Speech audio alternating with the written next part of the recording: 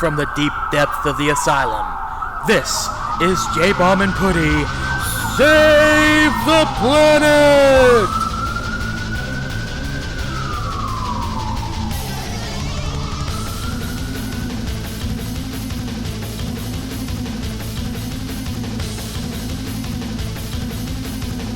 Welcome back, everybody.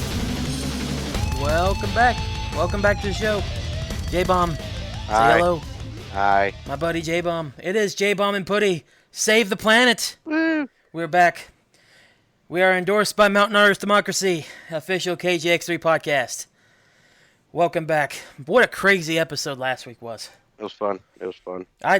I love whenever Skinner is on. My Uncle Skinner is on here because you can guarantee that something's going to have to be censored. Yeah. Even if he doesn't mean to, because there was obviously some censoring in that one. But it was good. It wasn't like I was censoring an opinion. It was names and stuff, obviously. So that's what I love about having Skinner on, though, and that, with the whole Mad thing. I guess Mad fits him because, man, you get him pissed. Oh my gosh, dude, that's a Martin thing. I swear, I have that. Uncontrollable anger. Yeah, whenever I get pissed, for sure. Oh, forget it. Actually, before we jump any further, just a quick update on that situation that we talked about with Skinner last week. Remember, no names. Yes, but Mountain Artist Democracy, he got on the club chat. He told all the club about it, and the club hounded this company so bad that they messaged Skinner's brother and said, "Hey, call off these Mountain Artist Democracy hounds. We're giving up the logo." Yeah, I don't know.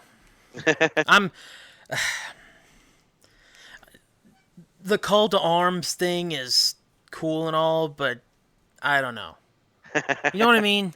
Do you kind of understand what I'm saying when it comes to that? Like, I'm not saying, I don't know. Like, yeah, they were bad people for using that without permission, but is it really? I'm kind of into the idea if you screw over somebody, I'm gonna tell everybody about it. That's true. So I liked it. I had fun with it. That's true. And it was really funny to see, to be fair. And it did have a happy ending, It did. Everything's okay. All things have been settled, so it's literally a thing of the past. And hey, that's what happens whenever you mess with the Martin family. Honestly, That's what happens when you mess with Mountain Artist Democracy. Whether you agree with it or not, hey, or fuck, I'm putting my foot in my mouth. Because I agree with it, but I can also see there are not benefits to it. You know what I mean? Yeah. I love it though how we're 5 minutes in and you're already stuttering. Yeah, because that's literally me thinking, like, should I say it? Should I not say it? It's like, I'm fucked if I do, fucked if I don't, and I just confuse myself. Yeah, well. So, anyways, we have a sidekick again. We didn't call Skinner a sidekick last week, but we have a sidekick. Yeah. We did forget to do that. Among other things we forgot to do. We forgot because our special guests are now our sidekicks. And this week, from Game Bros WV on YouTube, along with my fellow colleague at West Virginia State University, Seth Farrell, a.k.a. Krow. He was on All Things Today with us. And Seth, say what's up, my man. Once again, caca, motherfuckers. Caca indeed, motherfuckers. Oh, man, it is good to be back. I missed you guys. We missed you too, man. Yeah, we missed you too. Had fun with you, yeah. Always a blast. I know, it's like 1 minute we're in an asylum, and now it's like we're trying to save the planet. Okay. Yeah. It's funny how things work sometimes. Yeah. I've always preferred the superhero side of things anyway. Like, it's weird. I'll play video games, and any video game that has a morality system, I can never be the bad guy. I can't either. I'm right there with you. Like, I'll do shitty things, but I can never go full. Okay, perfect example. Fable 2. Mm-hmm. I'll go through the hero route and everything, but when I buy property, I'll jack the prices up on the rent just so I can get as much gold as possible. So it's like I'm good, but I'm kind of corrupted. Yeah, you're being evil, but you're like an expensive slumlord. Think Yeah. think of it as a chaotic good. you, you have good intentions, but are just a greedy scumbag. It's kind of like Han Solo from Star Wars. I was about to say Darth Vader, actually. Yeah, Darth Yeah. Vader's another good example, actually. Yeah. Yeah, that's a really good example. Yeah. Vader was just misunderstood, His story is very unfortunate, sadly. Yeah. One of my buddies, Chris, actually has a shirt. It's got Vader's helmet on the front of it, and underneath it says Vader was framed. I like it. I like it. Oh my big gosh. Conspiracy, man. So, Putty, what we got on the agenda tonight? I am excited. Let's go through a quick rundown of the show, everybody. So we've done our normal intro stuff. Hello. Hi. We're going to talk about the NBA 2K20 casino stuff that was literally just going on today. Just saw stuff about it today. We were recording on Wednesday night, so whenever you see this on Saturday, it will be a few days later, so probably more details will come out then. I also got a special treat for these two. I've sent them a YouTube link, and we are going to watch something that I cannot honestly wait to describe and tell what it is. Looking forward to it. J-Bomb's going to go a little bit on a rant of the current King of the Ring and how they do not come close to their old school counterparts. I got a feeling you're And then pissed about it than I am. Probably. Yeah. Because that's genuinely what happens on here. Yeah. And then I got some advice for anybody that uses dating apps, because I have a favorite dating app, but it's for all the reasons that dating apps shouldn't be. People still use used those? for. Shut up. No, I mean, like no, that's a legit question because, like, Shut up. we'll get into that later. Yeah. We'll get into that later. Get So into that when we get into that. yeah, Which is what dating apps are supposed to be for. Yeah, which some people cannot as easily as others. Yeah, some That's why these apps still are here. can't get into that. I blame West Virginia. I blame the world. So let's talk about the first thing. NBA 2K20 has a new trailer out. Standard basketball game, Yeah. It's NBA 2K20. I'm looking forward to it. This year they've got the WNBA in, and you can play as both NBA teams and WNBA teams in separate WNBA seasons or NBA seasons, which is awesome. I love whenever the games also introduce or reintroduce the women in there, because they deserve something too. Oh, yeah. So it's great that 2K is finally doing that.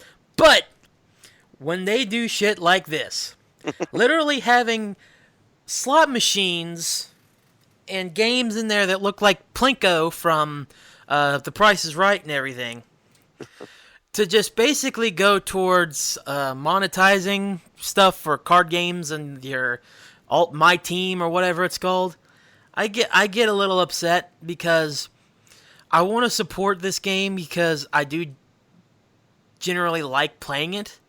Like, I love playing NBA 2K. It's still one of the best sports games out there, even though it has, of course, sports games get stale very quick, but usually the 2K basketball games have been able to keep up, but they have been getting a little stale this year. I was hoping they wouldn't do that, since they have WNBA coming in and New My Career, but it's like they're fine with it as long as they can just push that My Team, push those microtransactions. Mhm. Okay, so what is this casino mode supposed to do? Because I don't follow a lot of sports games, honestly. So basically, what they did do is like loot boxes, which apparently those are back too in NBA. Oh God. But it gives you a chance at better players or more points to get better players and shoes or game plans or coaches and staff and stuff that just makes you have the ultimate my team. It's basically a virtual trading card game. Mhm. So it's like essentially like fantasy basketball in a sense. Virtually, yeah. Okay. You get to create your own team, you get cards and stuff, and you use your points your VC, I think it's called usually in 2K. I can't remember right offhand, but you use VC to normally open these packs and stuff. But you can also buy VC. But you can earn VC And as well, right? yeah, you can earn Into it? VC.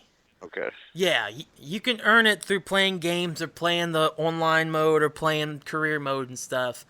But the quickest way people are going to do is through buying it, and I cannot stand that. I'm so fed up with microtransactions in $60 video games. Mm. Now, see, I'm so fed up. with DLC and microtransactions, there are some benefits, in my opinion, depending on what the microtransactions are. A great example, and this goes back a few years actually, is when Mortal Kombat X first came out. There was I believe, $30 option to unlock everything in the crypt. Yeah. Now, from somebody that plays a lot of video games in his spare time, I can understand, hey, or I forget if it's 30 or 15. It was some weird amount. But anyway, I'm somebody that likes to play through the game and unlock them. However, the YouTuber side of me is like, hey, this game just came out. I want to show off as much content as possible. That's a fast way in order to show people more content rather than just sticking with the base shit. I understand that, but when it comes to people like producing games and stuff, are they trying to focus more on the YouTubers, or are they trying to focus more on people to actually play their game? Honestly, I feel like it's just them just trying to make a quick buck, because it's like, yeah, because there are going to be people that are too lazy to earn the VC by playing through career mode or exhibition or what have you. So they decide to insert these microtransactions with the loot boxes, so that way it's like, hey kids, want to be a lazy ass piece of shit and not play the game? Gamble it away. And that's another problem that I have, is the fact that this game is with these obvious like slot machines and Plinko games in this. The game is still rated E for everyone. Kids of any age can get this game and play slot machines for their favorite NBA stars. I mean, I'm going to go I'm kind of on the fence on this. The way we're laying it out here, I'm kind of on the fence about it. I am one of those gamers that, I do like that if I get a game that I like, that I can play through it and unlock everything. Mm-hmm. But also, on the other hand, now that I got 3 kids and a job, most of the time I don't have time to even play a fucking game. So like in the Mortal Kombat situation, I believe when they did now, correct me if I'm wrong, when they did the crypt thing where you could just pay to unlock everything in the crypt, didn't that come with it was like a season pass offer? It came with that, didn't it? Or did you have to buy that separate? The crypt unlock you had to buy separate. It was not included with the season pass. Ah, okay. Yeah, now, me considering how much time I actually get to put into games, I can see the point of me being able to put a little money into it and go ahead and have it, because I ain't got time to unlock it myself. But also, on the other hand, traditional gaming, I loved being able to unlock it. So, I mean, having the life that I have and being so busy, I do like the idea I can purchase it. But I don't like the idea of the only way I can have it is if I purchase it. Completely understand that. For anybody that doesn't have the time, that would like to experience the game in full, but just doesn't have the time to go through it, it is a good option to have. The biggest problem I have is for the people that have the time, yeah, and that have the money to waste, and that do waste it, that may not even be their money, and these companies getting thousands of dollars based on just one video game. Like, I get video games take a lot of money to make, and it's not getting any cheaper to make them. But I don't know. Like, I just wish that wasn't a thing. And another problem I have is, especially when it comes to the trading card aspect, you don't get a trading card. They're supposed to be digital trading cards, basically. But I totally get trading what you cards mean. work. Trading cards work because you actually get a thing. Yeah. You actually get a card and can see stats and all that stuff, and you can actually play a game with trading cards. With this, it's digital. You don't see anything, so you don't have anything after your purchase. You're just hoping that, nothing bad happens on cloud servers online, and that your stuff is perfectly fine. Yeah. Putty, that actually just gave me a really cool idea, since you're talking about trading cards. It would actually be a really cool idea, and this can go for almost any game that involves sports or players or something like that with sports games. But if you could actually trade players with other people online, so it's like, hey man, I got LeBron James. You want to trade for this character, this player? You may be able to do that. Like that would be honestly, that'd be a cool aspect. It's kind of like a draft you could have. Exactly. Yeah. Now, I know you can sell your cards for certain amount of, like, in-game points or whatever. I'm not sure if it's VC or if it's something else, but I know you can trade your cards or sell your cards. I don't know if you can trade them because I'm not 100% into that portion of NBA 2K. But I do agree in the sense that would be cool to be able to trade around the cards you get, but I don't think that's the point. Yeah. And whenever you can actually use these cards in a game and play with those guys as with your My Team, and I think you only have a certain amount of plays with them. Mm. Oh wow. So it's not like you have, because I think it based on contracts too. Like you have to have contracts for your players as well. Man, And whatever happened to the days where you just sat down like NBA Jam and it's like, pick your team. Here's 2 players, slam dunk it. I don't care. Yeah. I don't know, dude. Whenever companies found loopholes into trying to make as much money as possible, I guess. Well, that and the advancements in technology, with graphics and all that and the technicality, it's like the more technologically advanced the game is, the more technical it has to be too. Yeah. And some people will say stuff like, well, certain games this is an issue, but it's just cosmetic. At this point, I don't care if it is just cosmetic. It's still an issue, in my opinion. Because people are going to spend money or spend thousands or hundreds of hours of their time trying to get something really cool that they want. I would prefer them to do that because you're actually playing the game. But today's day and age, people just want it now. They want it as soon as it's announced. Oh, yeah. So they're going to probably spend money to get it. And I don't agree with that at all, even if it is just cosmetic.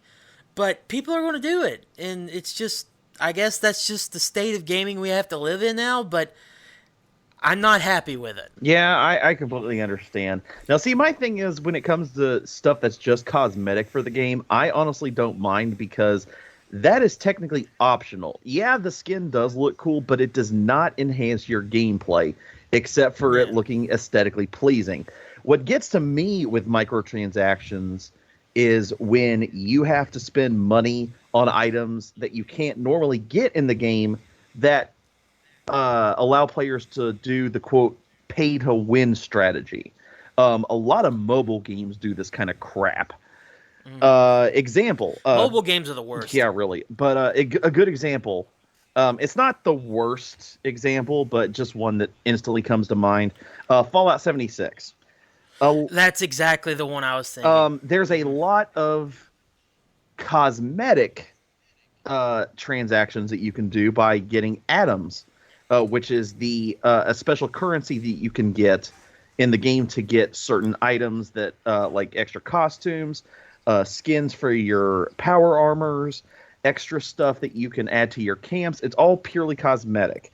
And there's 2 ways you can get atom. You can either actually earn it in-game by doing certain activities, and it'll even give you a list saying this is what you need to do and this is how many atoms you'll get for completing this activity. Or you can spend real-world money. Now, originally, when Fallout 76 was first announced and it was going through production, they said there wasn't going to be any microtransactions that was going to enhance playability. Well, since then, there are 2 items that have been introduced to the Atom Shop, which is a repair kit, which will instantly allow you to repair any weapon or armor on the fly without having to be at a weapons or armor bench. And there is a new one, I forget what it's called, because it's been a couple of months since I've actually played 76 again, just because I got burnt out on it. It's not a bad game, I just needed to take a break. But essentially what you can do is you can take this item and break down all of your junk to where your carry weight isn't as much as what it is normally when your junk items are completely intact. Which normally what you have to do if you want to break down your junk is go to some sort of bench and break it down into materials. Now, I don't necessarily think this is game breaking, but considering that these items, I believe, now don't quote me on this because I haven't done a lot of research on it, considering that these items are not available in game as far as you being able to find them in the open world and you actually have to purchase them is what I have to deal with. Yeah, like you can't get a repair kit just by collecting craftable objects or whatever. You actually have to make like different tools and stuff or different armors and stuff. You can't have a repair kit unless you buy it. And it's By the way, sorry about that, gentleman, that I got quiet real quick. I don't know if y'all heard a knock on my door in the recording at all, but I had to mute my headset because I had a sheriff's officer at my front door just now. Oh, God, what'd you do? What? I didn't do anything. They was looking for my neighbor's son, and I was like, dude, you got the wrong house, man. I'm trying to do a podcast. Oh, holy shit. Yeah. Sheriff comes up. We heard you guys were trying to save the planet. We just wanted to let you know that we give you our support. All right, now see, here's the funny shit. Buddy, picture this. You've met me in person. Imagine me opening my door in boxers with a headset on, holding a cell phone, and my other hand holding my dog because my dog wants to love on this cop. And I'm just like, can I help you? Well, I know what I'm seeing in my nightmares tonight. Yeah. Well, the cop will too. He shouldn't have knocked on my door. Cop opens the door. Can I help you? Yeah. Can you grow an extra foot, please? I'm sure he got back to his car and got on the radio and was like, "Where the fuck did you guys send me to today?" Wow. That's really funny. Gets on the intercom, is like, "Stop using Google Maps, you fucks." He said his GPS led him here, and I was like, "Dude, there's 3 more houses up the road." I was like, "This is not it, buddy." This is why you do not rely on GPS for rural areas, especially in West Virginia. Oh, the best part is the cop is actually looking for somebody I went to school with. Oh. So I knew who he was talking about. I was like, he don't live on this road, but his mom lives like right up the road on the left, I think. But he ain't here, man. Oh my gosh. Oh, good God. Yeah. You should have brought him in and brought him on the podcast. Yeah, I should have. Should have just been like, "Hello, officer. How may we help you today? You're on J-Bomb and Putty Save the Planet." Yeah, we may be able to find this person for you. Maybe if you have this information, please contact the contact Tazewell County Sheriff's Office, please, if you know the whereabouts of this person. There you go. Yeah. Be like, "We're helping you out, officer." We're just trying to help save the planet one bad guy at a time. That's all we're doing. About a week later, you get I'll go ahead.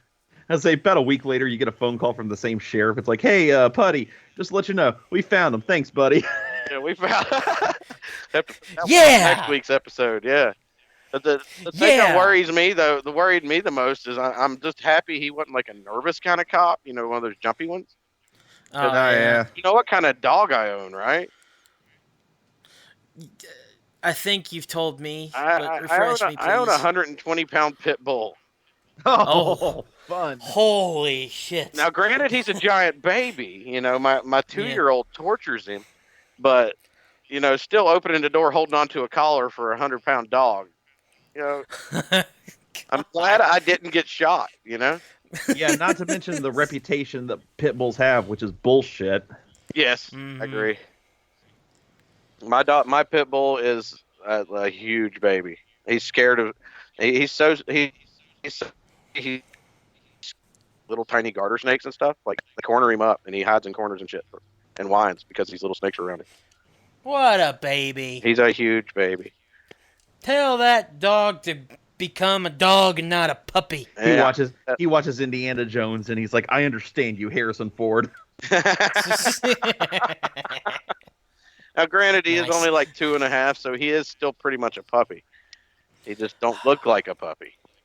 Tell him to grow some balls and man up. Yeah. Dog up, I shouldn't say. My, Or I should say. yeah, my 2-year-old daughter tortures this dog. He ain't ever dogging up. Damn it. Yeah. Oh, she picks his nose and bites his ears and everything. She picked his nose so hard it made his nose bleed. And I was like, what are you doing? What the fuck? Yeah, I asked my 2-year-old, I said, what the hell are you doing to him? And she said, he had a booger, Daddy. I said, no. If you got to reach that far, you're not getting it. Just leave him alone. Oh. There's no buried treasure in that dog's nose. You're not going to find anything in there. You're just making the dog feel bad. Yeah, he's having an aneurysm on the carpet, you know?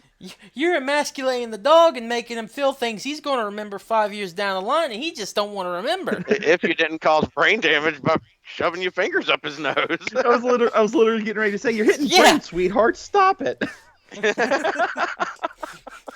Now you're gonna have your pit bull just running around and hitting his head on the sink, on the kitchen counter or whatever. It's just like, what's wrong with your dog? It's just like, my daughter used to pick its nose up to the brain. Yeah. He's bumping into tables and shit, you know. Why does this sound like some shit Jeff Foxworthy would talk about? Okay, for the record, I do live out in the country, so... You might be a redneck, yeah. He's like, this is where I get my material, by listening to J-Bob and Putty Save the Planet. We'll start charging him royalties. We want credit for that joke, by the way. Yeah.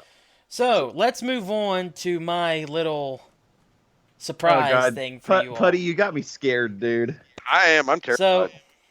So, like I said, I sent them a link, and I said, do not open this until I tell you to open it. Yeah, he put it in, like, all caps, too, to be like... Yeah. So, gentlemen, go ahead and open it, but do not let the video play. All right, hold on. I just want to preference this by saying this is something we have brought up before, and because it is not the full length of... We're not going to go the full length of time because if this wasn't planned out before, so I just thought, let's do this little snippet. Oh, God, Let's do Yes! God, no. I see the title, and I'm thinking, oh, God, no. No. Seth, do you have it open? I have it open, and I've never heard of this, but there is just to let you guys know, since you guys can't visually see this, on my YouTube page, on the right-hand side, normally, like if you're watching for those not familiar with YouTube, if you're watching a clip from a movie, and the movie is available to rent on YouTube, there's normally like a little movie poster of what the movie is, and it tells you like the release year, the runtime, what language it's in. And I'm just looking at this poster going, what in the fuck? So... Now, Seth, wasn't you on the episode when we talked about... I think we talked about this 2 or 3 times on the old All Things Today podcast. I was on one of them, but I do not remember talking about this movie. So, Crow, let me ask you, because we went to school with, and the professor that showed this, Dr. Porter... had it for our international cinema class. Did you ever take international cinema? Yes, but I do not believe this was one of the movies that we watched. Okay, so this movie is a Greek film that actually won several awards, I think. That was nominated for an Academy Award. I can't remember right offhand if it was an Academy Award or something, but it won a lot of awards, and here it was nominated for Best... international film. I am worried. All right, man. Whenever you want to say hit play. This famous movie is called Dogtooth. We have talked about it so much, and I have talked about it on All Things Today so much about how much I hated this movie. With that being said, I thought about it a little bit. I don't hate this movie because it's a bad film.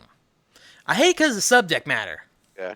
And because as a film, it's put together well. The shots are nice. The story I completely understand and I don't get want it, to and watch it's this. just. But I'm pulled up. You just say to play. Tell us when to play this fucking shit. It is. I don't know, and seeing it in a college class too. I'm not sensitive. I am sensitive, but like I can take a lot of stuff. It was still awkward to sit through this movie, even though he would skip through major parts. There's one major part that's going to be in this because I screened it beforehand, and there is one major part that I've never seen that I would absolutely love, and I think we should do a full podcast just screening Dogtooth. Oh God. Just J-Bomb, you and I, and then Seth, if you want to, you're more than welcome. Welcome to Putty Mystery Theater 3000. Basically, yeah. So, without further ado, my friends, we are going to check out the official trailer for the Greek film Dogtooth that came out in 2009. It is Greek, so the subtitles are in English, but they are speaking, obviously, Greek. So, ready to play it, guys, in 3, 2, 1. Film buff. Film buff man. I didn't know Porter's Yeah, nickname was on here. Look at the ketchup. That's strawberry jam. Oh no, your brother dead. Whatever will we do? A creature in the garden. What? The bastard. Hello. The cat did it. The Cat and the Booty coming to theater soon. No, The Scissorman. don't you dare. Don't you dare touch my pussy. Ah! I'm going to get the kitty. Oh my What God. in the hell? We will now play a eulogy for the cat. Eeny, meeny, miny, mo, catch a tiger by the toe. And now, an interpretive dance. We're going to blindfold you, Yeah. make you walk around a pool. You'll taste like cinnamon. Dogtooth, Dogtooth, Dogtooth. Arr, arr, arr, arr, Slice. The hell? Jesus. EC dub, EC dub, EC dub. Oh shit. The VCR. Well, that's encouraging. Yeah. So I essentially just watched the trailer to a snuff film. Yeah, yeah. That's what I'm gathering. Wow. If you all want to watch it with us, the video is only 141, so start it at 0. Play it from whenever I did the countdown. Fun stuff. Wow. So yeah, Just interpretations. you was chanting ECW and I was chanting VCR. What the fuck? He really just clocked that bitch with a VCR. What did I tell you? That's That what happened. You told me it was going to happen, and now that I've seen it, I'm still struggling with it. Dude, that was only 1:41 and highlights. Yeah. Imagine in context how bad that is. It's So bad. I will say there is one part of the trailer that really made me laugh. Is when the main guy is standing there with all the blood on his shirt and his hands, is All when the he, strawberry jam. well, yeah, like whenever he raises his hands, I'm just half expecting the Curb Your Enthusiasm theme to start playing.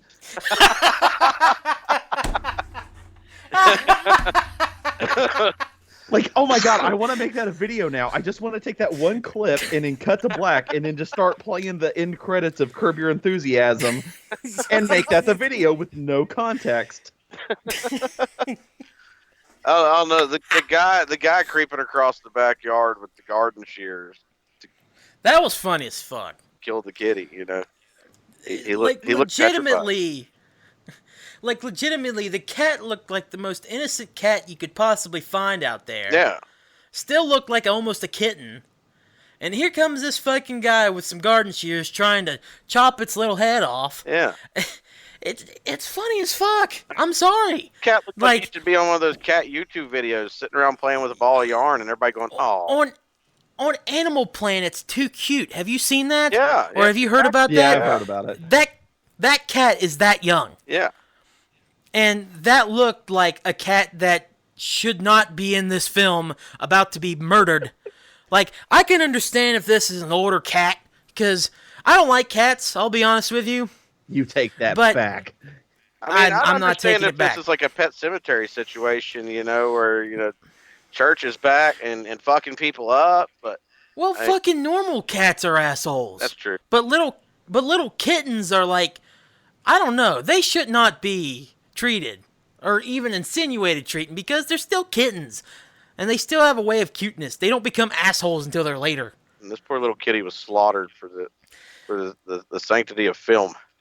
So Well, obviously it wasn't, but just the thought that, oh, they killed the little kitty. Yeah, So I I don't know. already I knew don't that this believe was going to ever be in messed those- up. Go ahead. What is it, I Seth? said I already knew that this was going to be messed up before I even started watching it, because you know how like on YouTube, on the right side, you've got like recommended videos that kind of coincide with the video you're about to watch. There is a link to top 10 most controversial movies of all time, and there's a thumbnail of Clockwork Orange sitting there, and I'm like, well, I know what I'm getting myself into. You know what rabbit hole you're about to go down. Yeah, even that movie's controversial, just- and I love that movie. Yeah. Are we just going to ignore the fact that they had the two girls standing like the freaking girls from The Shining? Yeah. They And- totally and- looked like the twins and- from The Shining. And the guy character there is playing that guitar, and they're just dancing awkwardly. It's a lot more awkward in the film, I'll tell you that This much. is our Awkward. summoning ritual for Jack Nicholson. Yeah. Because they're standing there just dancing awkwardly, but then, spoilers by the way, if you really care, the one girl starts actually getting down with it. Yeah.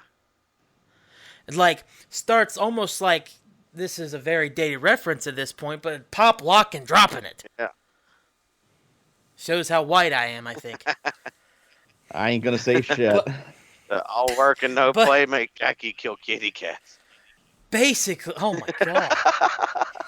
So, Ladies and gentlemen, leaked script for The Shining 2. Now, the one thing that's concerning me, though, is I don't think that foreign films have that whole thing at the end of the credits where the Humane Society actually watched the filming of the movie. well, I mean, if Greece has their own humane society, I mean, is that a world thing? I'm not 100% sure. I don't know if that whole no animals were harmed in the making of this film is actually international. I'm assuming it's an internet. Who knows? Don't fucking kill little cats. Dude, top comment. How hard is Dude, it? top comment of this video, by the way, is from Let's anonymous person. It has 190 likes, and it says, well, this looks disturbing. Yeah. Understatement of the year. Yeah. 2 comments down, it says, which is a quote from the movie, soon enough, sex has spread throughout the household like fire. Wow. Which by the way, there is incest in the movie. Yeah, I remember you telling me about that. That's brought up. Yeah. And like the one shot of the booty, of the brief little booty that we got right after the cat scene, I thought, oh shit, they're going to show it. Yeah. I wasn't expecting that. Ass. There's an ass. I wasn't expecting showing my friend's incest this early in our career. Anyways, so yeah, that's a thing. We might screen it if, depending on what the response is to this episode. I think this is going to go over really well. I think if we I've screen already- it, though, and we do a podcast of us watching this movie, I'm going to kind of be like Nicolas Cage in 8mm. Have you ever seen that? Yeah, I get what you're saying. Yeah, he was investigating the disappearance of a girl and had to like sit and watch a shit ton of snuff films. Oh my god. So like he's sitting there crying, having to watch these for his investigation. That's going to be me. Well, it is only an hour and 37 minutes. Dude, if I sit down and watch this movie, like, I need to get hammered, and I've only been drunk once in my life. Yeah, and just imagine if you got to watch this in Porter's class there, Seth. Ugh. No, I'll tell you, speaking of that, because I did have international film from him, I forget the name of it, but there was this messed up movie that we watched near the end of the semester, and it was a Japanese film, which honestly was my favorite region of watching films. I think it was called like The Selection or something weird like that. But the premise of the movie was there was this guy who was trying to get over, like, I think like his wife died or divorced. I think she died, and he was widowed, and he worked for this, I guess, talent agency or something like that. The Audition, that was the name of it. And that sounds familiar. He brought in, essentially, he had this coworker where, he was talking to him, and he was like, yeah, I'm really lonely, all that kind of stuff. I wish I had another woman and stuff. And so they made up this fake audition screening where the woman, they brought in these women who thought that they were going to be part of like a movie or a television series, something along those lines. But in fact, it was this guy that was basically checking these women out to date, but he didn't do it creepily. It was done very nicely, and the main character isn't a creep at all or anything like that. But the woman he ends up picking, and spoilers by the way, if you guys ever watch this movie, ends up being like this weird demonic creature. What and they never show it. But like she starts getting like really possessive over him and stuff, and like it just gets weird. It's a good movie, but my God. Like up until that moment, you had me thinking. I was like, okay, so this sounds like a movie version of The Bachelor, and then you get into how she is, and I'm like, okay, it's The Bachelor meets The Exorcist. It kind of is, but it is actually a really good movie. I thoroughly enjoyed it. It is a horror movie, and we all know Japanese horror movies can be up there, it's not jump scary, like horror. It's more subtle. It's the kind of horror that I personally like, that kind of gets into your head, and it's more of, I mean, there are a couple of scary, there are a couple of scary scenes here and there, and like nothing's ever shown of the woman as far as like quote unquote her true form. But I like horror that is more, the less you show, the more scary it is, because the unknown is what scares you. You like Jacob's Ladder? Oh, yes. Yep, that's my favorite. Oh, Jacob's Ladder is such a good movie. It's so good. Yes, I completely agree. That movies like that are like the top tier horror. Anything like jump scare horror, I automatically just go, I'm not watching that because I don't want you to scare me just by going, bah! And it's not even the fact that it scares me, it more startles. Yeah, fair enough. You don't scare me by just screaming at me. You startle me, and then I'm pissed off. Yeah, and then you don't accomplish and then I just anything. want to stalk you in the face afterwards. Yeah, it's like, oh, this is supposed to be scary, but really, you just pissed me off. Like, okay, good example. Even though I love these movies, the Saw franchise. There's a particular scene I remember from the third film, where the guy's looking around, and all of a sudden there's Jigsaw, or one of the accomplices, with the pig head mask, and just jumps out of these curtains, and it's supposed to be a jump scare moment. I tell you what, if I was ever in a real life situation like that, I would have just socked the dude in the face, like, don't you ever do that again, you motherfucker. Yeah, he would have deserved it. Yeah. Like, he would have not had a chance to sink that syringe full of whatever the hell it is. He just would have been socked out in the face. Down on the gram, and it's like, this is the game I'm playing, bitch. Yeah, but in order for those kind of movies to work, the people kind of have to play dumb. Yeah, this is true. You have to kind of lower your expectations or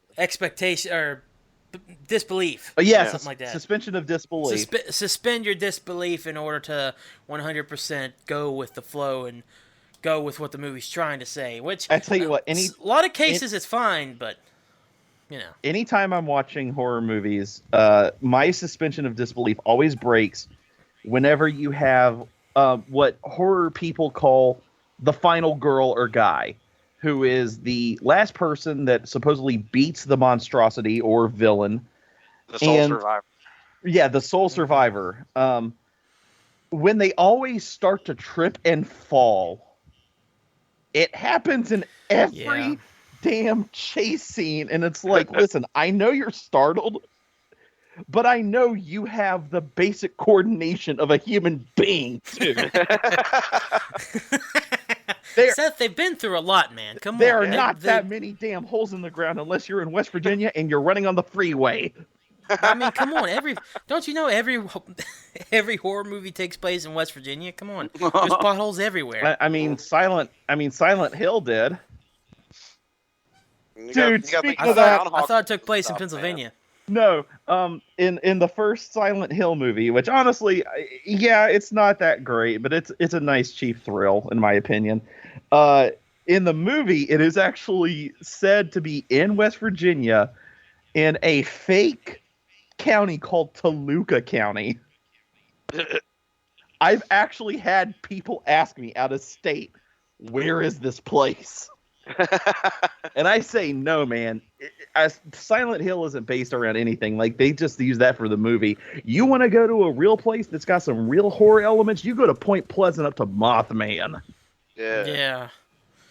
Oh, you know, Toluca County, right next to Pocahontas and fucking Ohio County. You know what's really sad is I would imagine they'd be around there. I don't know if Well, You know, honest- Ohio County. Well, it would have to be scaled really well because Ohio County's up at the very top of the map, and then Pocahontas is right down at the bottom, Seth. Well, I know that, but I'm saying, like, I don't know. I kind of feel like, I almost kind of feel like Toluca County would be around like Wheeling. I can see that. have y'all ever been to McDowell County? I've driven through there, dude. I do a McDowell lot County of traveling. And McDowell County is Silent Hill. Yeah, You get Yeah, down to you're Wells kinda- and shit, man. you're That's kinda Silent right. Hill. Yeah. But they had to keep it normal because Toluca is actually the name of the lake, so they had to call it something based on the actual game. Well, not only that, So- but I feel like, if they actually would give a real county, you'd have these dumbasses coming in, like, trying to search for this thing, and it's like, it's not here. Dude, we have dumbasses calling us Virginia. I know, right? I mean, it's not 1842, was it? I know I'm getting the name wrong. I know I'm getting the date wrong, the year wrong. Is it 1842, 1862? I don't know, but it's not the 1800s, okay? That's what I'm trying to say. I've come to call y'all the second Virginia. We come to call y'all the first losers. It made no sense. It just wasn't funny. It was just awful joke. Your audio It's kind of just cut out, up- and I didn't even get to hear it. Okay, good. Let's move on. Anyway, so the next thing we're talking about here. The I podcast decided to censor you on principle. I love that my microphone cut out at the perfect time where my joke was absolute dog shit. So I will take it. So let's move on to our next thing. So I just love it. It just as much as I want to fuck myself up, my equipment knows, hey Keith, don't do that. Your PC knows you too well, dude. It does. It's scary. It's how much it's starting it to knows me. become Hal from 2001: A Space Odyssey. I can't. Okay, so I can't do that, buddy. oh my god, don't do that. Oh, So like I even find that weird now for sure because back like 3 or 4 years ago now we were doing a 24-hour live stream on Twitch to try to raise money. We raised money just from us friends. We didn't raise anybody from outside, but we did a 24-hour live stream on Twitch, and then like I kept my stuff at my friend's house because I figured, nothing's going to happen. I trust the guy. Within the week that I didn't come back and get my stuff, his house got robbed. Oh wow. And I lost one of my Canon cameras, $200 camera, and then I lost my video capture, my capture card for my video games. So, but I had my computer that I'm doing all this stuff on there, and they tried to take it, but for some reason it stayed there. They took his PS4, they took his thing of bows and arrows, they took so much more of his electronic stuff, but yet they kept my PC there. They said, "Oh shit, that's his computer. Leave that alone." It's freaky. I think it knows, man. Maybe it started talking to him. It told him it was like, back the fuck off. It knows too much. Yeah, it told him where all the other valuable shit was, but said, "Leave me alone." Yeah, don't touch me, motherfucker. Get out. Starts talking like the robot from Lost in Space, like crush, kill, destroy. Danger, Keith Martin. Danger, danger. Start getting alerts on my phone and everything. Help me, help me. Keith, Oh, wow. I'm being violated. Please help. So let's move on. Just to keep things rolling here, because I feel a rant coming on. And it's actually not by me, possibly, although it could lead to me ranting. So, gonna go on the wrestling side of things now, because we like to torture ourselves on J-Bomb and Putty Save the Planet. Give him the chair. It is torture. You can't save the planet without dealing with some horrible stuff. And what more horrible right now in 2019 than World Wrestling Entertainment? So I couldn't have put it better myself. So we're going to talk about this current King of the Ring. And J-Bomb, you wanted to talk about how this King of the Ring does not compare to what the old ones do. Which I completely agree with. But go ahead and explain why you think that that's the case. I mean, the thing that pisses me off, and I don't think this is the only King of the Ring they've done it. I think the last time they brought it back, they did it this way too, and maybe even the time before that. But I remember when WWE, or at that time I think it was WWF, had a King of the Ring tournament pay-per-view. You got to watch the whole damn tournament. The whole pay-per-view was nothing but the tournament. So you got to watch these guys bust ass through this tournament all night to find out who the King of the Ring is. And now it's like, okay, we're going to have 2 matches on Raw, and then we're going to have 2 on SmackDown, and then next week we're going to have another 2. And then we're just going to say, okay, there's the winner. In about a month, we'll just do that. I don't believe they've done it this convoluted before. It's irritating as shit.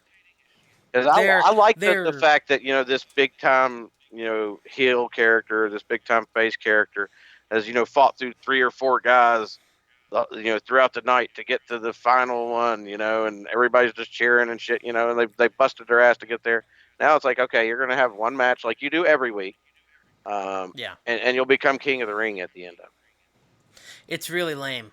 It makes the King of the Ring tournament what made it impressive and important and great diminish. Yeah. And to go with what you're saying, the pay-per-views last were all WWF except for one. They had one more WWE King of the Ring pay-per-view in 2002 before they got rid of the actual pay-per-views and then just made them Raw. They were all Raw segments or Raw special episodes, which they didn't bring back until like 2008. Yeah.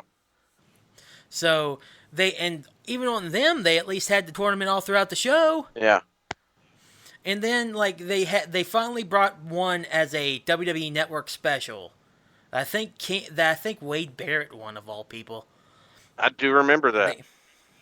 They actually did bring one back sort of as a pay-per-view, quote unquote, but it was a network special.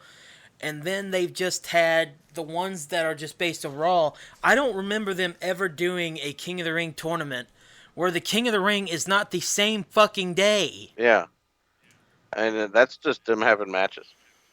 I like the style throughout one event. Like I told you a couple weeks ago, me and Travis went down and seen that Ring of Honor NWA show, and it was the Crockett Cup, for tag team titles. And it was a tournament that went on all night long. They had 5 or 6 matches to figure out who the winner of that shit was, and it was cool. I would have been pissed if I would have went to it and they'd be like, okay, this is a qualifying match for the tournament. Okay, that match is over. We're going to go and do the rest of this 3 states away in about a month. This isn't the King of the Ring. No. You know what this reminds me of? What? This reminds me of the Gold Rush tournaments. Oh, yeah, I remember those. Yeah. Do you remember those? Yeah. they would have regular matches throughout about 3 or 4 weeks leading up to the Gold Rush final, and whoever won that match got a shot at the World Heavyweight title. Yeah. Which I think the first one was Edge and Kane, and Edge won. Yeah. I could be wrong, but I think that you're right. the way they have formatted this year's King of the Ring reminds me so much more of a Gold Rush style tournament that they should have just called it a Gold Rush. Why did they slap King of the Ring name on there? I don't know. I don't understand the only reason I feel like the only reason why they did it is because of the name. Yeah. They had no plans of actually bringing it back as a one-time deal, and they were just using it as a tournament just like any other tournament. Well, then don't slap the name King of the Ring, because King of the Ring is a whole different thing. Honestly, my opinion on why they're doing it, and they're slapping the King of the Ring title on it, is because honestly, I'm predicting it's probably some kind of gimmick change. Like when Booker T won it and became King Booker for like years. I'm guessing this is really just set up for a character change. Whoever wins it'll be King whoever, and that'll be a their new persona for the next year or so.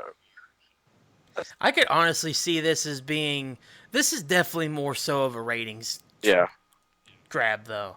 Like that's going to lead to someone having a change in gimmick. Yeah. But it's more of a ratings thing that it's not working for me. I watched about 30 minutes of Raw and said, nah, fuck it. You want to bring the King of the Ring? I watched Simpsons reruns instead. You want to bring back King of the Ring, bring it back as a full show. Yeah, a full pay-per-view. I'm perfectly fine. Well, it doesn't even have to be a full pay-per-view at this point, because I think that's why they got rid of the King of the Ring in 2002, because pay-per-view wise, it was one of their lesser ones. And preferably, I would actually rather have Money in the Bank as their 5th big pay-per-view compared to King of the Ring. Yeah. But if you want to have it as a special edition of Raw, to pop a rating, to have these guys wrestle throughout the night, then do it. Yeah. Still make that more of a tournament. Yeah. Yeah. And that's the whole point of the King of the Ring, to fight through 3-4 different guys throughout the night and make yourself known as, I am a badass, I am the king of this motherfucking ring. Yeah. And when you're just going in and just having one match a night, it's just another match. Exactly. And just another nameless, no one cares tournament that just has the King of the Ring name slapped on it because they can. We want to call somebody king this year.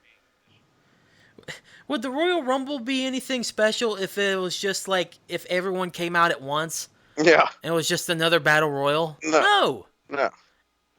It's special because you have that air of mystery of who might be coming out and what position they might be coming out. Which they're ruining that by always announcing who's going to be in anyways. Yeah. Even the surprise entrants haven't been that impressive recently, but it's still the Royal Rumble. It's still kind of cool to have those 2-minute intervals in between people coming in and out. I love the Rumble.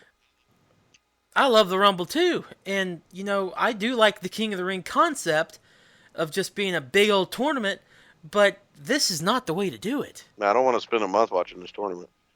By the way, guys, I still am here, but this is way out of my element. Dude, I stopped watching wrestling. I don't know how damn long ago. Well, I don't blame you, Seth. It is. We've kind of stopped watching it too, but we just know how to Google stuff. No joke. The most entertaining thing that I've seen is oh shit, what's his name? Brain Wyatt's new gimmick. The Fiend. The Fiend. That's yes. cool as shit. We have talked about the Fiend every week since he debuted. No, what's really funny, okay, I've got a good friend named Paul, a.k.a. DX Kramer. You guys should definitely check out his YouTube. Do it. Just give him a little shout out. He's a big wrestling fan.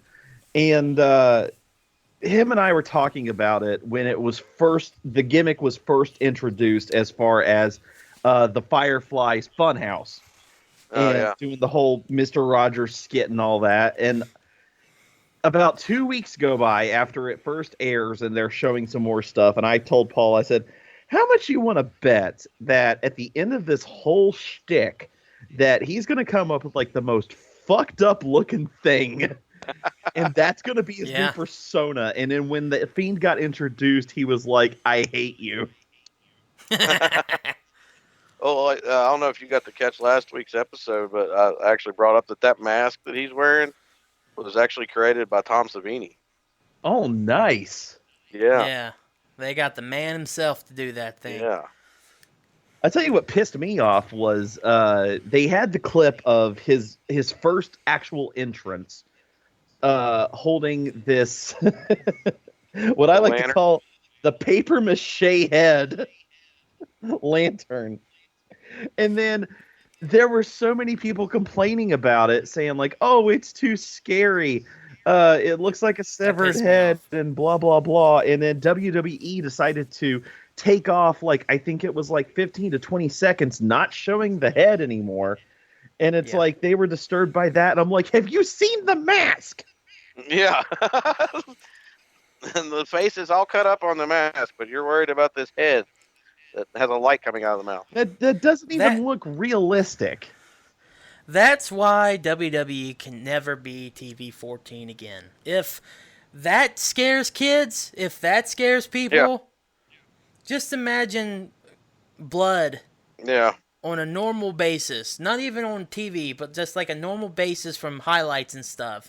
Yeah. Just imagine more crazy spots. Imagine more cursing. Imagine more sex. Imagine anything that could be a trigger. Ooh. No, we don't talk about that word. I know. I don't want to talk about it, so I'll just leave it at that. We don't talk about that. But yeah, so if that stuff is scary, no one would have made it through the 90s. But by the way, just to reiterate, so that way none of us get in trouble, we do understand that there are people out there that have post-traumatic stress disorder, and there are things like that, but we're talking about these, to a lesser extent, little pussies that are... Yeah, thank you, Seth. And yeah, no, if you actually have a problem and you can't deal with it, and because you physically, mentally can't, that's a completely different issue. That's not what I'm saying. I'm talking about people that can deal with it, that just choose not to. Because to them it's like, ooh, it's a little scary. Ooh. People that get offended over every damn little tiny thing. Yeah. I'll tell you one thing that's actually cool, that just so I can get off the subject of WWE and how much they piss me off. I'm kind of burned on the King of the Ring discussion anyway. Fuck it. Let's roll off. So I learned something.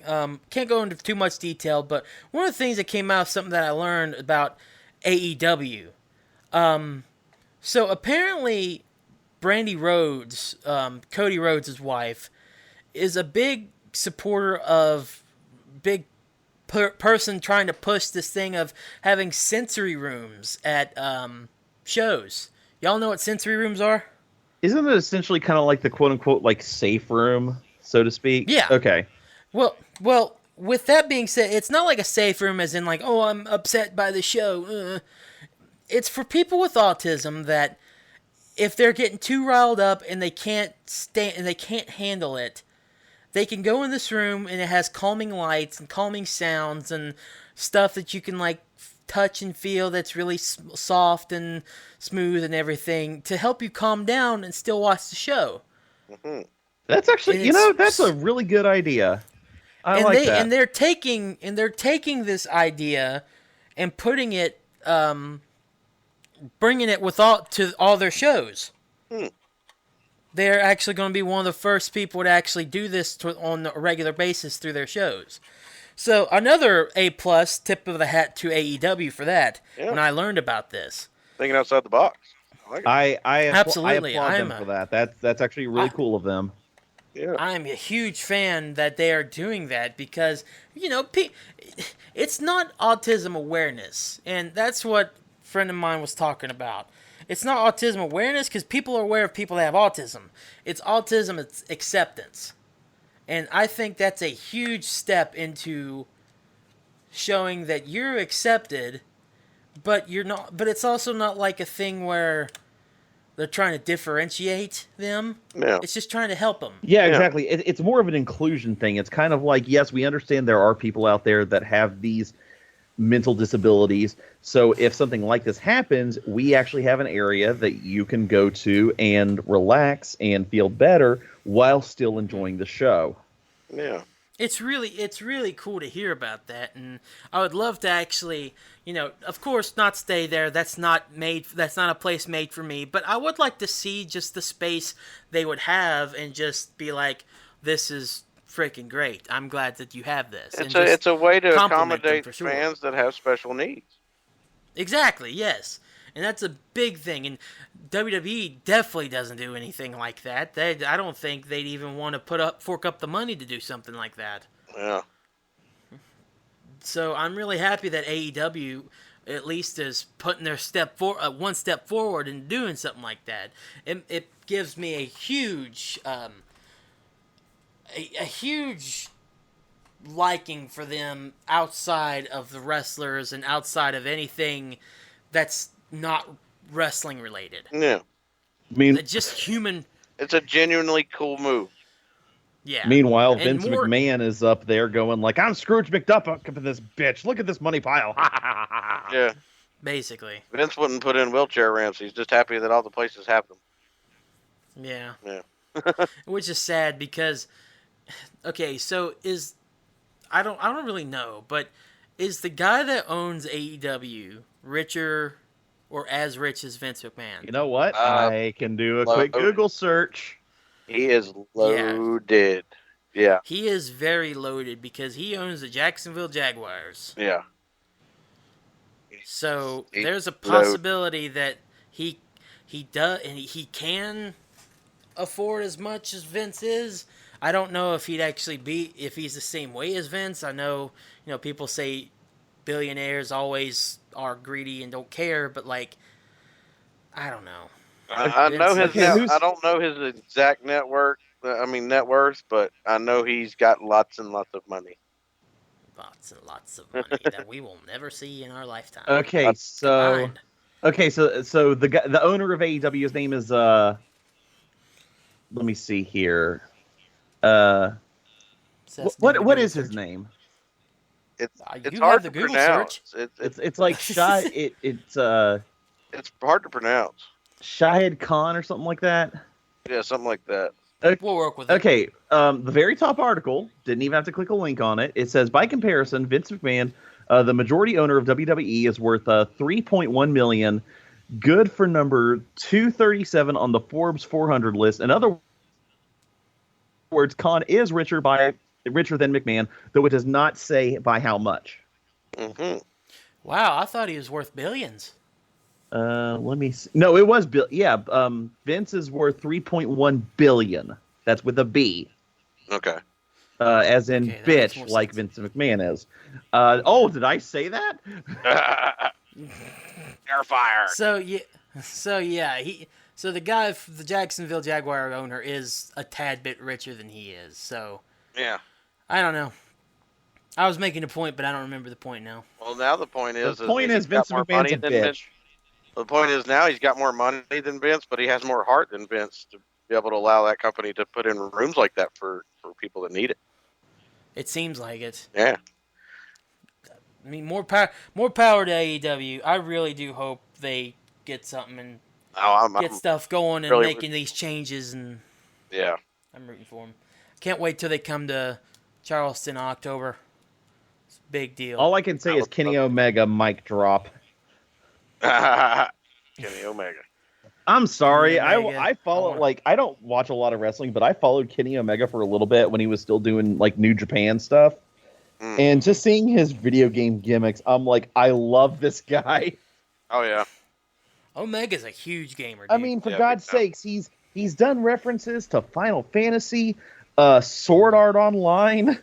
I'm like, this guy's just as big as geek as the rest of us. Oh yeah. Totally. you would love Up, Down, Down. I know Yeah. they're WWE, but Up, Down, Down, I feel like is definitely more wrestling or wrestler centric not WWE centric even. Isn't Yeah, isn't that the one where it's like Kofi Kingston does like video game review stuff, or It's not. Kofi is definitely on there a lot, but it's Austin Creed or Xavier Woods. yeah, that's right, the Xavier host. Woods. Okay, I knew it was like Yeah. one of those guys. But yeah, Kofi is on there a lot because they're legit best friends. And Kofi's too, a hell of a so. gamer too. Like, dude, you want to talk about stuff that's unexpected? Speaking of wrestlers, and this kind of coincides with the conversation that you and I had earlier, Putty, because it's something that you told me you will never ever do, which I respect. I found out that, and there's video proof of this, and I can send you the link later. The Big Show plays Dungeons and Dragons. What? Oh, God. I'm my not God. kidding. Oh, I am God. not kidding. Well, suck my dick. There was a That's upsetting. there's I a thought we okay, had Krow on here. I didn't know. Was this Noah's week?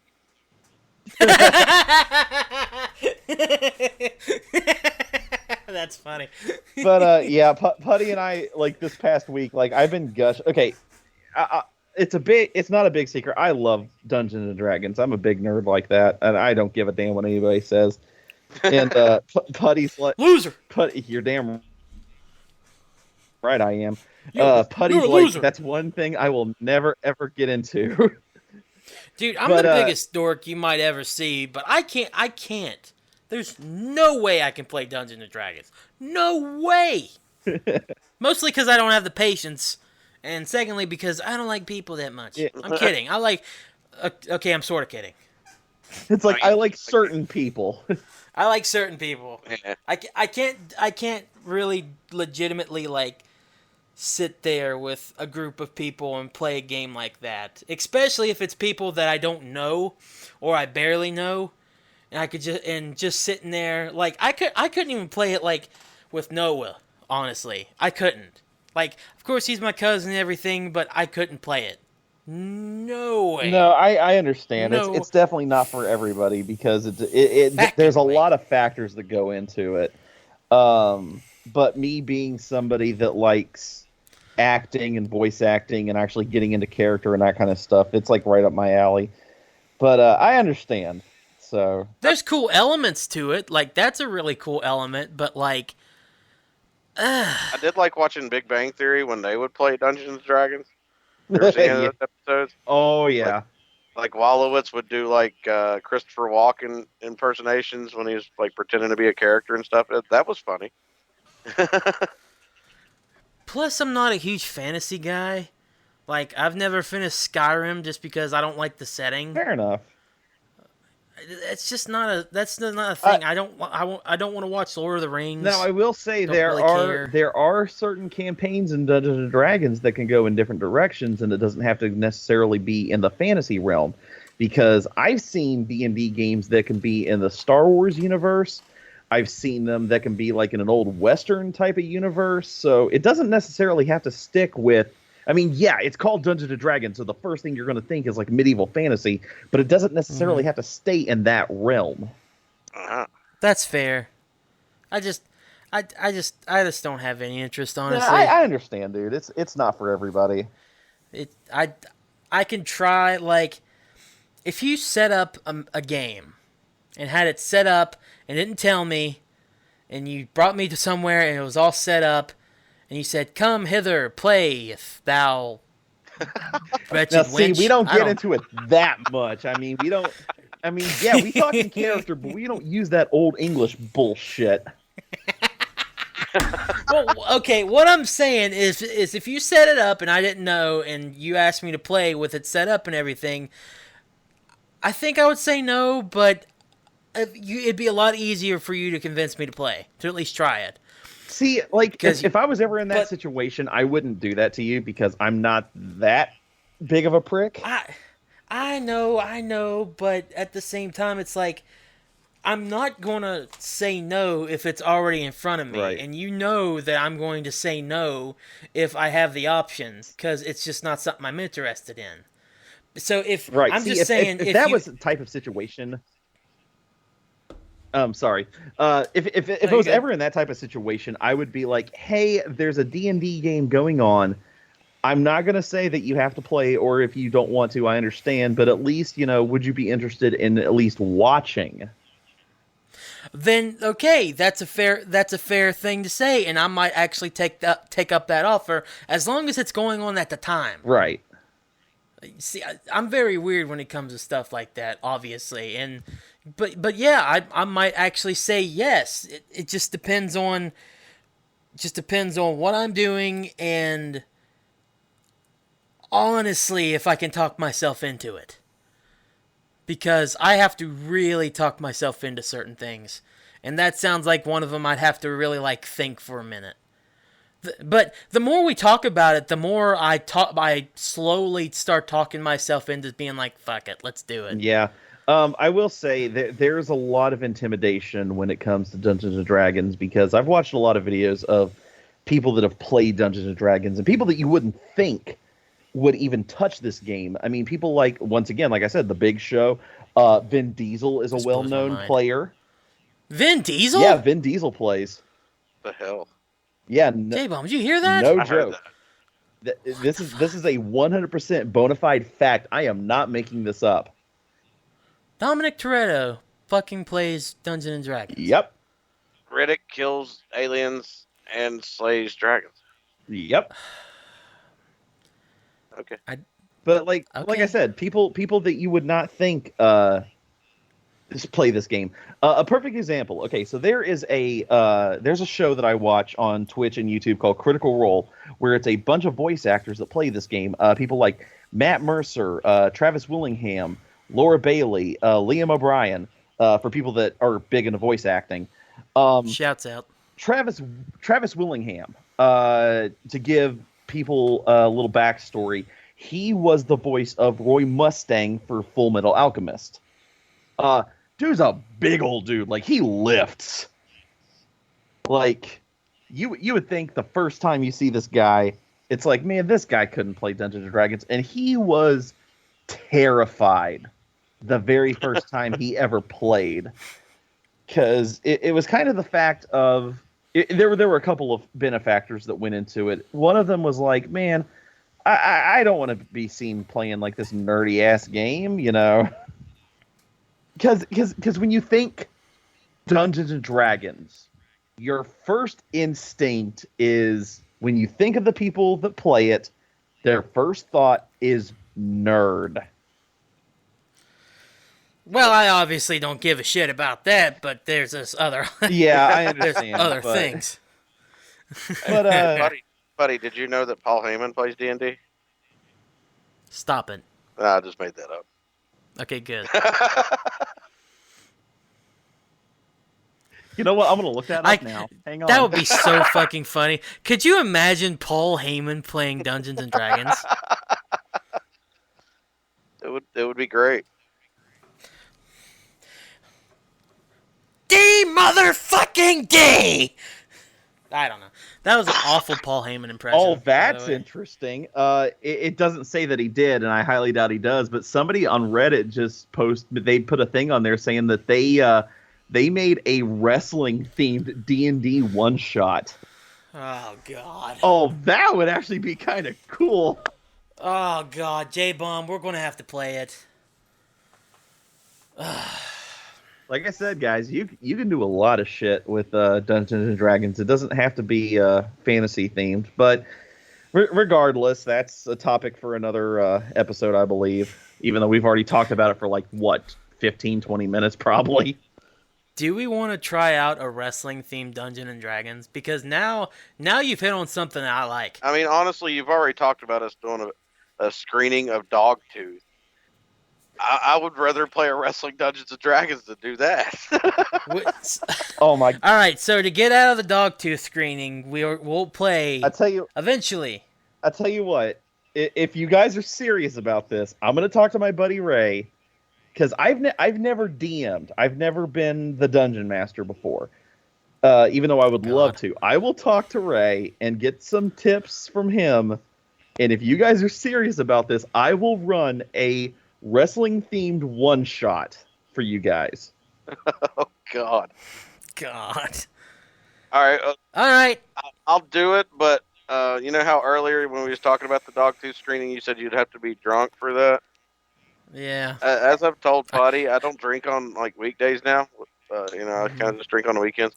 But if we do either one of these ideas, I'm drinking that night. I won't blame you, Fair and enough. I might partake as well. We'll get drunk and do a wrestling D&D podcast. Oh my God. Is this really the direction we want to go, J-Bomb? Hey, save the Let us planet know. one step at a time. Heck, if we do this, I'll even air it on my YouTube channel. Listeners, let us know. If you want to hear us play a game of Dungeons and Dragons Wrestling Edition, Drunk. let us know. And if you want us to do Or it with you alcohol, let us know. Or if you want us to screen Dogtooth Your guys are on the vote. with alcohol. You guys are voting for this, so make sure to put in your vote.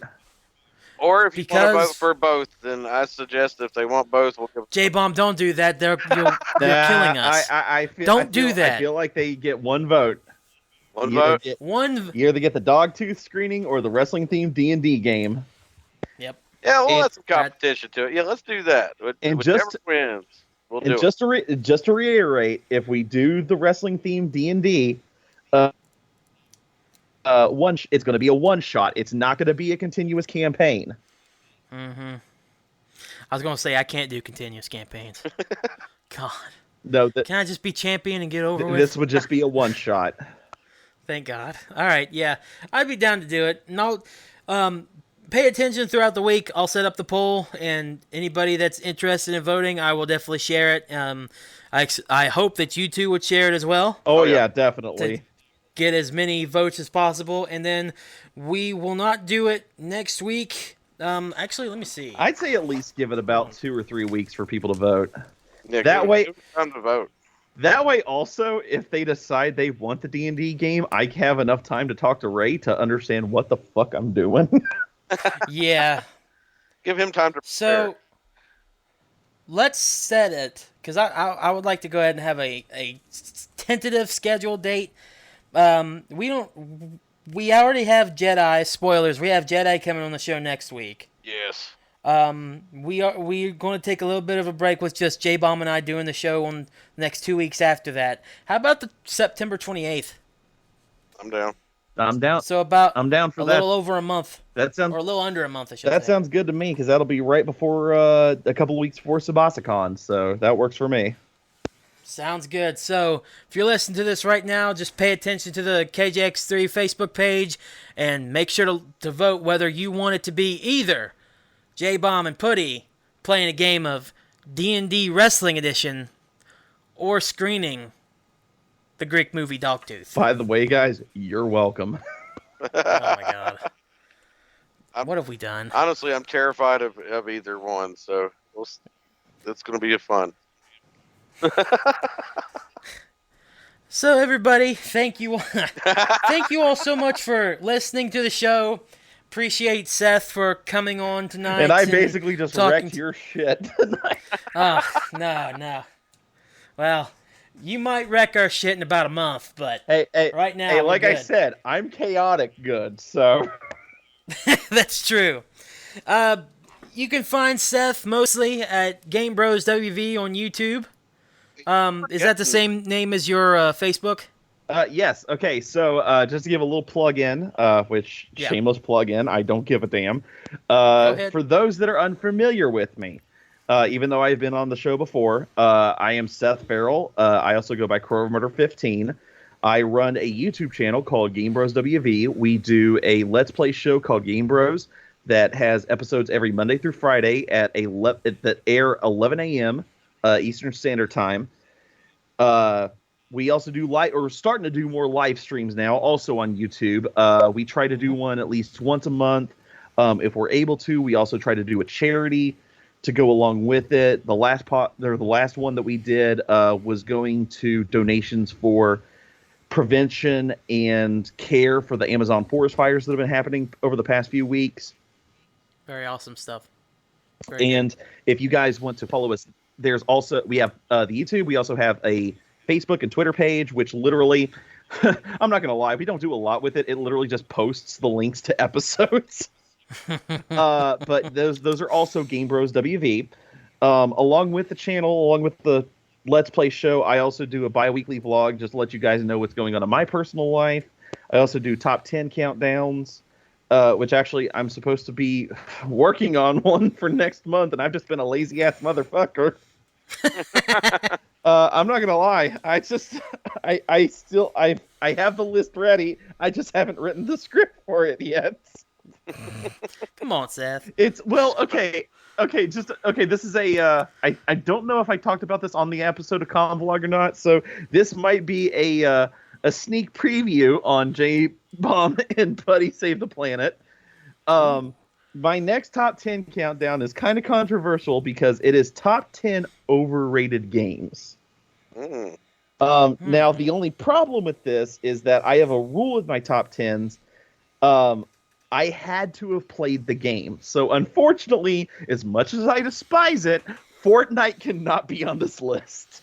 Oh, shots fired to Fortnite. No shit. But yeah, guys, Yeah. if you want to check it out, if you want to check the channel out, it is on YouTube, Game Bros WV. We are currently doing a Legend of Zelda Ocarina of Time randomizer. Ray is playing through it, and I am sitting there laughing my ass off. If you're curious what a randomizer is, go check out the videos. Absolutely. I'm going to go ahead and straighten up one thing, though. You've never been on this podcast before. You never have. This is true. On this particular podcast. On this podcast, what are you talking about? Okay, you got me there. Fuck you, Krow. Yeah. Fucking crows. on this particular podcast, God. I just had to throw a monkey wrench in there. Good fucking job.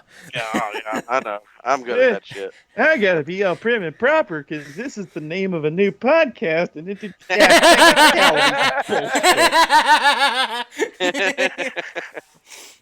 Buddy, don't you have some advice though? I do, but before I get into my advice, J-Bomb, any shows coming up that you can think of right offhand? I mean, there's one at the Helheim and Wistful that I'm pretty aware of, and I'm sure there's plenty of stuff going on up in Charleston. Honestly, I'm having a cookout / party with my crew on Saturday at my house, so that's all I've really been thinking about. Oh, I hear you, man. Yeah. Hope y'all enjoy that party, or the cookout, by the way. Well, it's going to end up being a big old fucking party anyways. Yeah, we're going to be drunk as shit, you know. Oh, yeah. Yeah, I totally understand the drunk as shit part this weekend. I don't like bringing it up, but just because I'm here. It's my birthday coming up on Tuesday. Woo! So I will probably be drunk as shit sometime in the next 5 days or so. I can almost guarantee it because I haven't been drunk in a while, and school isn't really 100% going fast for me right now. We're still really just starting, so I'm good for one weekend just to say fuck it. It sounds like somebody needs a putty party. Yeah. Buddy party! Woo! Now, buddy, still the invite is there. If you want to drive on down to Virginia and party with Old Dominion crew, we'll get you tore up.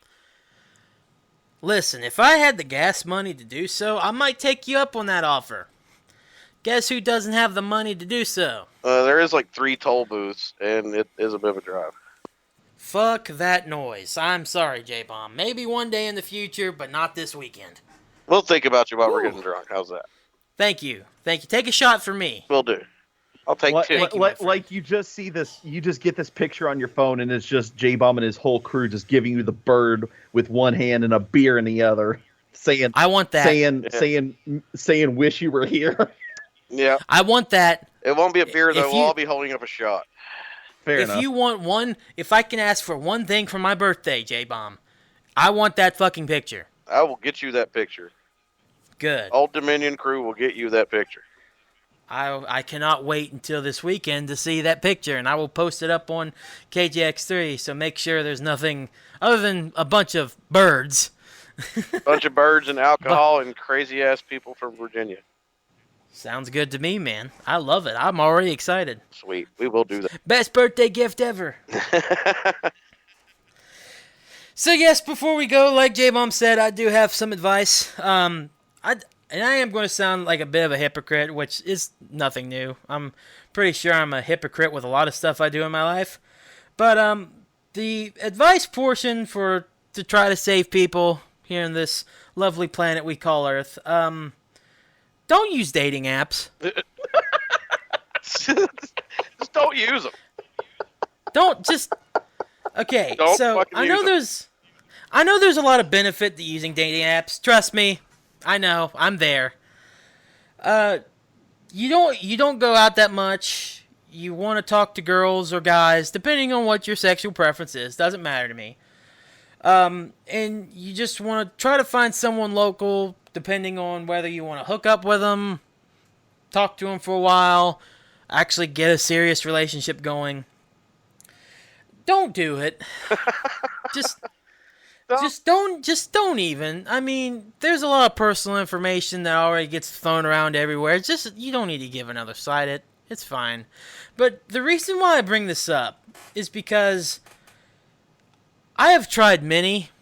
Unfortunately, I will admit, I have tried many just to try to find a girl, and sometimes it works. I talk to them for a while and think it's going somewhere, but every time it seems like it doesn't work. In fact, I think I've only okay, so it might work out better if you're an actually good-looking guy. I might not be that bad looking, but I am fat. I am a big boy, as you would say. And not in the sense of big boy down there. No, I'm just big all around. Just saying. Anyways, so if you use these apps, I hope that you at least look halfway decent, because that's what these apps are fucking for. If you look halfway decent, you're going to find someone because they're going to be like, oh, that primal instinct of, I like what I see. Boom, swipe right. But I swear to God, there's this one app that is so asinine and so stupidly obvious that everybody on there is a fake bot. Or is just trying to get you for one thing and one thing only, and that's money. It's just private cams. Or it's just completely, like, filled with the most... Okay. I don't want to... I'm going to say it, but I don't 100% mean it. Almost like the undesirables. That sounds fucked up. Because not only that, it makes me feel like an undesirable, and I just made myself feel bad. Well, Putty, if I had enough beers and I was gay, I'd fuck you. I swear to God, Seth. Hey, I swear to God, I will take my pants off right now. I swear. Hey, like I said, if I had a few beers and I was gay, but that is not the case, so... I will take my pants off right now. I will find a webcam and I will tell you something with my pants off. God. I don't think I have ever facepalmed that hard in my life. So, well, it's good to know that I did that. So, It's the site that I'm talking every week, though, we talk about at least once about how Putty really likes to play with himself. We almost made it! Oh my God. We almost made it! I guarantee you, I'm going to wake up tomorrow morning. There's going to be a big-ass handprint on my forehead now. We almost made it! We've waited an hour and 30 minutes plus. We almost fucking made it, J-Bomb! No, you think we almost made it. I've been waiting for the right moment. Fuck! Oh, there goes all my papers. Anyways. I had it planned. Like, when you started out with what our little schedule was going to be, what our little agenda was, I was like, okay, so... You had it coming. You son of a bitch. You had it coming. When he goes into his advice, this is going to be a perfect time I can bring up Putty playing with himself. No, not the perfect time. The horrible time. God. J-Bomb's just like, I'm going to put this little landmine right here, and as soon as he steps on it... Planted that little seed of doubt that, he's going to get through an entire podcast without even having to talk about how Keith likes to jerk himself off. That's all I'm going to do is plant the little seed there. And then as soon as he steps on it himself, boom. Fuck you.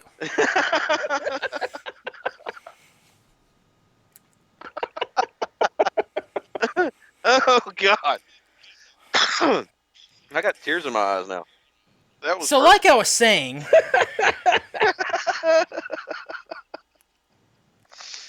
if there was one site I would advise against strongly, it's the site called Meet Me. Once known as My Yearbook, which was actually not a bad ripoff of MySpace and Friendster. I rather enjoyed My Yearbook. But what they turned it into is just a cesspool of fake accounts, of girls, of cam girls, both cam girls that are actually on their site, or cam girls that try to be like, direct you to an email address to try to get your money. Yeah. Or try to get account information from you. Mm-hmm. Now, with that being said, this app is quite possibly the funniest app I have ever been on. Now, you may be asking, well, why is that? It's so blatantly obvious how bad this site is. It's so bad. Well, give us an example. This site. So just earlier today, I had this girl talking to her and everything, and she brings up the fact that her grandma is wanting to go to the needing medicine, needing in the hospital, and needs medicine. She can't pay for it. So I'm just like, well, I'm sorry to hear that. I'm sorry, And I talked to her yesterday, so we'd been talking just a tad. So she's basically, without saying it, she's basically saying, hey, can I have money to give my quote-unquote grandma medicine? So I say, hey, I'm sorry, I'm poor, I'm broke as a joke. That's my exact words, too, because I like to be funny, even though I'm not. So I say that, and she's like, yeah, that sucks. I'm like, hey, if you need, and I'm a nice guy, so like, hey, if you need anything, just let me know. I'll want to talk or something. I don't give a shit.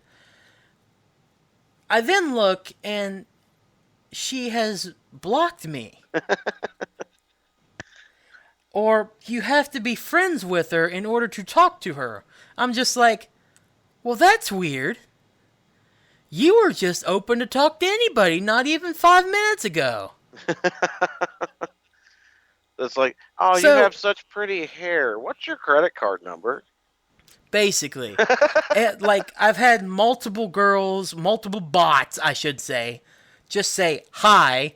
And, of course, my response, not taking it at least bit seriously, just go, hello? As soon as I say that, they say, like, what time is it? Time for you to text me on Snapchat. Here's my email address. Because, instead of giving a fucking Snapchat username, you just give out their fucking email address.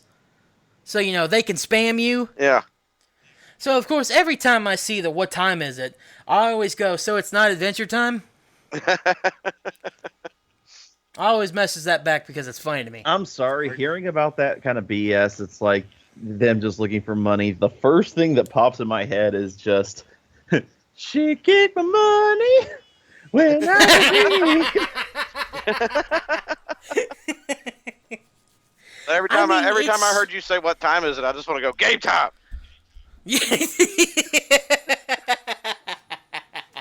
For me, there are two answers to that. One is yours, Putty, is Adventure Time. The other one, showing my age, is It's Morphin' Time. Nice. That's a good one. Nice. That's a really good one. Yeah. I will definitely use that. But, like, they're also asked, can I send you nudes? And then give me the email address, because, that's how they get you. And everybody knows that's how nudes are sent nowadays. Oh, of course. You just don't send nudes through text messages or Snapchat or anything. No, you send them through email addresses, Yeah. That's so I'm just like, I don't know, can you? Yeah. So I'm just like, I don't know, can you? And I wait for a response. So you've just been having fun with this site. You can't take it seriously. No. Like, and dating sites in general, don't take them seriously. You have a better. I feel like this is not statistically correct. I'm just pulling this out my butt. It's not, but I feel like I for certain have a better chance of getting struck by lightning on a bright fucking blue day with no cloud in the sky. I have a better chance of being struck by lightning than finding a girl that'll actually go out with me on my yearbook. Yeah. Now, Tinder, you know what studies show, you know where the best place is to meet people and date? Studies have showed it's the grocery store. Really? Yeah. Yeah. I can see that. Showed that the best likely scenario of meeting somebody and striking up a conversation and eventually, possibly dating is meeting someone in a grocery store. I can tell you that is pretty accurate because there are a lot of girls at the grocery store that I wish I had the balls to actually say something to. Putty, My cousin does it all the time. Putty, I'm having this mental image going back to what you just said a minute ago about the likelihood of you going on a date or something from this website and being struck by lightning is you have the more likelihood of getting struck by lightning. I'm just having this mental image of just Thor standing up in the clouds, like watching you like walk up to this girl and be like, "Hey, baby, what's up?" And Thor's like, "Fuck this bitch," and just throws down Mjolnir at you. But no, remember, no cloud in the sky. There's no clouds on this day. So Thor is just randomly popping his ass up from a mountaintop or something.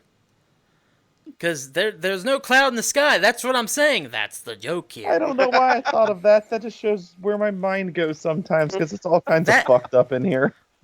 It's just... I can't say that about Tinder because... At least with Tinder, I have had the fortunate to actually go on a date with somebody from Tinder. So, it's still BS. It's still stupid. Dating sites are still retarded. Pardon the French, because I know retarded's not an acceptable word anymore. But it still is.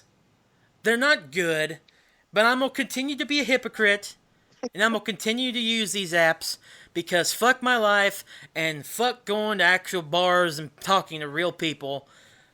Fuck you. And he's really getting tired of spanking it. Shut up. So I'd like to thank you all for listening. I have no comment. Really? You don't have a comment after that? I mean... Nope. I'm getting tired of spanking it. How do you not have a comment after that? What is so not comment-worthy that... about me not being able to spank it anymore. About how I'm getting tired of it. I mean, you don't want to hear about your friend not being able to spank it anymore? Because what you do in your personal time is all up to you, buddy. Dude, I'm perfectly fine doing it in my personal time, but I'd like to bring it into my normal time. Okay? Just because you don't want to know about it doesn't mean I shouldn't be able to tell it.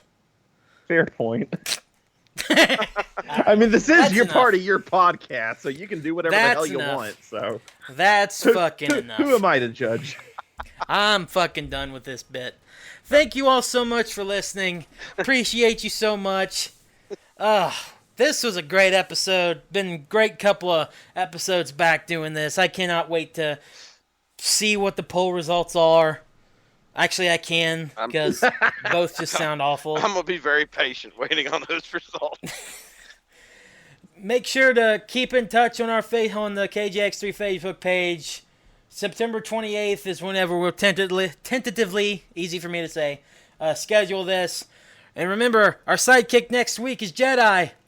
Cannot wait for him to be on. Love that guy. Love Jedi. Oh, yes. I'm a nice dude. big fan of the Jedi. Question, is the Force with him? Very much. The Force is always with the Jedi. Yes. He's more one than anyone. He is. Yes. So, again, thank you all for listening. If you're watching on YouTube on Monday, thank you all for watching. Nothing much really here to watch. You're just listening. But anyways, J-Bomb. Yes. How do we normally end these bad boys? I think it goes something like telling everybody to stay metal.